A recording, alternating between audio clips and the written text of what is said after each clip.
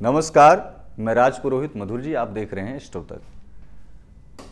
बहुत यज्ञ, अनुष्ठान, जप, तप सब कुछ आपने कर लिया लेकिन उसका फल नहीं मिलता। बहुत परेशान हैं आप, दर बदर भटक रहे हैं।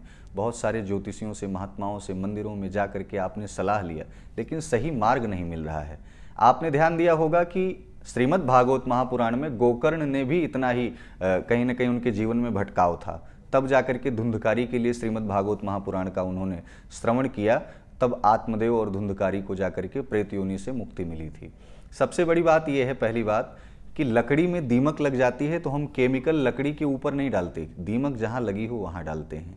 लोहे में जंग लग जाता है तो पूरा लोहा नहीं उसको हम केमिकल से संयुक्त करते, जहाँ जंग लगा हो वहाँ पर डालते हैं। जब मानव जीवन में इस प्रकार की तमाम प्रकार के अवसाद उत्पन्न हो जाते हैं तो होते क्यों हैं? सबसे पहली बात तो खान पान, आचरण, यम नियम, आसन प्राणायाम, प्रत्याहार, समाधि, धारणा, ये सब कुछ आपके पास है नहीं। तमाम प्रकार के प्रलापों और प्रपंचों से आप संलिप्त रहते हैं, धार्मिक कार्यों से आप दूर रहते हैं। आपने सुना होगा भक्ति करते हैं। भक्ति कैसे करते हैं? भक्ति का प्रथम जो मार्ग है, प्रथम भगति संतन कर संगा, दूसर रतिमम कथा प्रसंगा। अब आप समझिए, संतों के संग के लिए श्री रामचरितमानस में बताया जा रहा है। श्रीमद् भागवत महापुराण में श्रवणम कीर्तनम विष्णु स्मरणम पाद सेवनम, यहाँ श्रीमद् भागवत महापुराण में श्रवणम के लिए बताया जा रहा है। तो ऐसे में व्रत जप तप अनुष्ठान का फल क्यों नहीं मिलता? भक्ति से संबंध उसका क्या है? आपकी भक्ति कितना प्रबल है? पहली बात तो संत महात्माओं के प्रति आपकी आस्था कैसी है? आप किसी कोर्ट में, कचहरी में जाते हैं तो डायरेक्ट जज से आप बहस नहीं करने लगते, किसी एडवोकेट, किसी वकील का सहारा लेते हैं। आप भगवान से तारतम्य जोड़ना चाहते हैं तो आप संत का सहारा नहीं लेंगे क्या?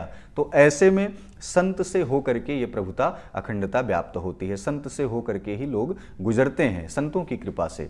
यानी कि अगर राजा दशरथ को वृद्धावस्था में 4 संतानें प्राप्त हुई तो वो गुरु और संत की कृपा थी। यानी कि जीवन में अगर गुरु की प्रभुता और संत की कृपा नहीं है तो जीवन अशेष हो जाता है, जीवन में कुछ शेष बचता नहीं है। तो ऐसे में प्रथम भगति संतन कर संगा। अब उधर श्रवणम तो सुने किसको? कौन? या तो फिर कोई भौंक रहा हो तो उसको सुना जाए, लेकिन सुनना किसको है? सुनना है संतों को, महात्माओं को, गुरुओं को सुनना है। तो ऐसे में जप तप अनुष्ठान के समय जो ब्राह्मणों, पुरोहितों द्वारा, जो संत महात्माओं द्वारा जो मार्ग का, पथ का प्रदर्शन किया जाता है, जिसका सन्मार्ग पे आपको चलने को बताया जाता है, श्री रामचरितमानस में लिखा गया है, हमें निज धर्म पर चलना सिखाती रोज रामायण। तो आप ग्रंथों का अध्ययन नहीं करेंगे, महात्माओं का अनुसरण नहीं करेंगे, आप अपने जीवन में धर्म का आचरण नहीं करेंगे, तब तक धर्म का प्रतिफल आपको नहीं प्राप्त होगा। और यदि जीवन में इन सब चीज़ों को प्राप्त करना है तो जड़ में लगी हुई दीमक, वंशावली में तमाम प्रकार से अकाल मृत्यु में मरे हुए जो जातक रहते हैं, जिनका गमन हो चुका होता है, ऐसे जातकों के लिए श्राद्ध कर्म करें। श्राद्ध कर्म करने के बाद तर्पण करें। तर्पण करने के बाद आदि तमाम प्रकार से उनके लिए दान करें। तब जाकर के धर्म की तरफ आप आगे बढ़ें, तब जाकर के देवताओं की कृपा आप में प्राप्त होगी। क्यों? क्योंकि जब आप पूर्वजों को ही असंतुष्ट रखेंगे तो देवता कैसे प्रसन्न होंगे?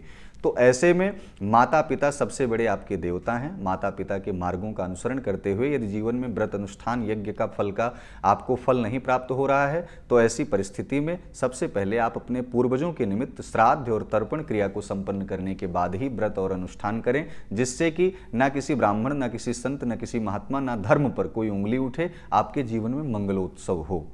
नमस्कार। एस्ट्रो तक ऐप पर आपको मिलेगा भविष्य से जुड़े हर सवाल का जवाब। डाउनलोड कीजिए एस्ट्रो तक ऐप और चुटकी में जुड़िए इंडिया के बेस्ट एस्ट्रोलॉजर से।